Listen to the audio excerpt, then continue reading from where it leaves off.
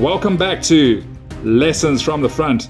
In part 1, our battle was set in the ruins of Stalingrad, a city shattered by months of relentless fighting, streets choked with rubble, factories turned into fortresses, and buildings reduced to shells where soldiers fought room by room. It was in this setting that I was outplayed by Richard. His Marder 3s, positioned with precision, and the constant threat of his flanking reserves split my forces and forced some costly mistakes on my part. If you haven't seen that game yet, I recommend watching it first to get the full picture.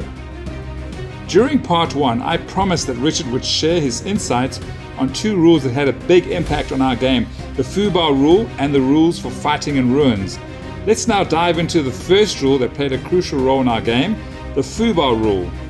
Okay, so Richard, as you know, I had to run probably my best squad off table because I rolled the Fubar. Could you take us through that? Yes, for sure.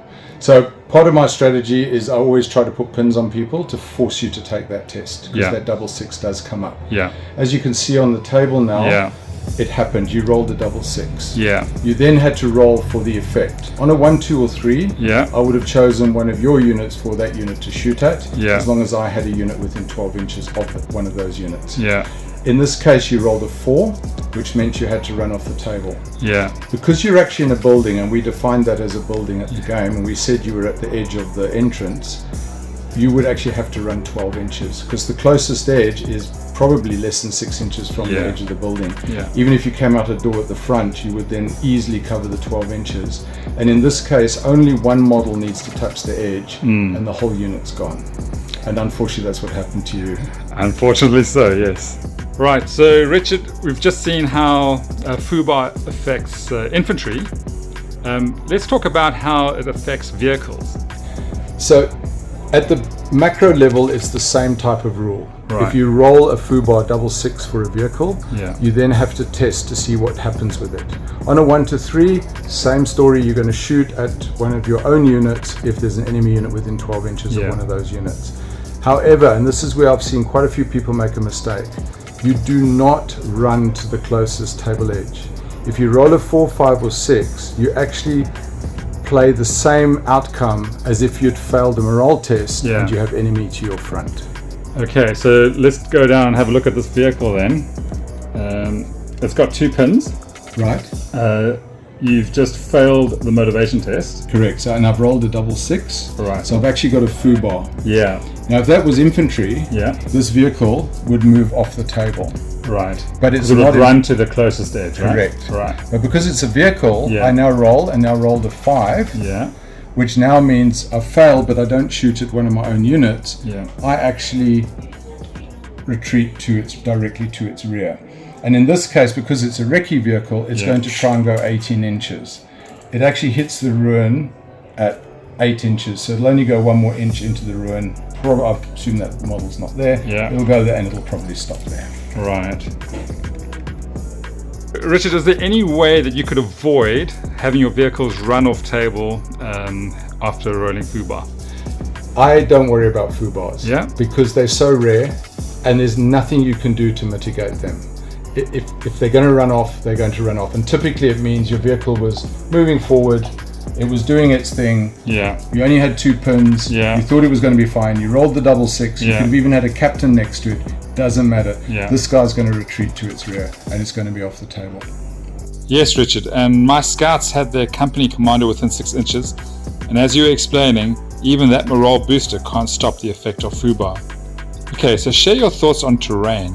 I've found playing in quite a few competitions now and socially, people get a little bit confused about what is line of sight, what is a ruin versus what is a building. Right. So the building rules are quite clear. Building is a building, and when you start your game, you should agree with your opponent what's what. Yeah. But when you define a ruin, there's some very specific rules around ruins which people get confused about.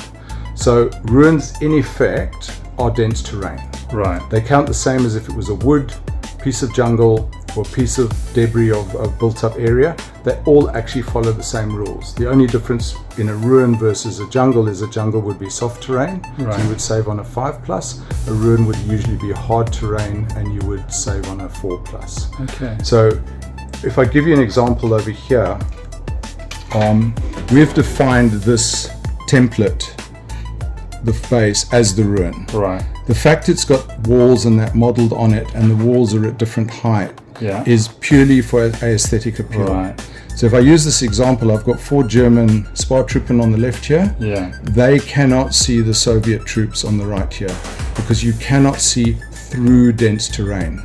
Gotcha. If, however, I move these troops forward just 1 inch so they're within the dense terrain, and remember we defined the edge as the terrain. They're in the ruins now. They're now in the ruins, and they have full visibility to the Soviet troops on the other side. And vice versa. These Soviet troops who couldn't see them before now can see them. Right. They can now shoot at them, they can shoot at them. There's cover in between, so obviously cover saves, but other than that, there's no effect on shooting. So would both sides get cover saves? In this situation, yes.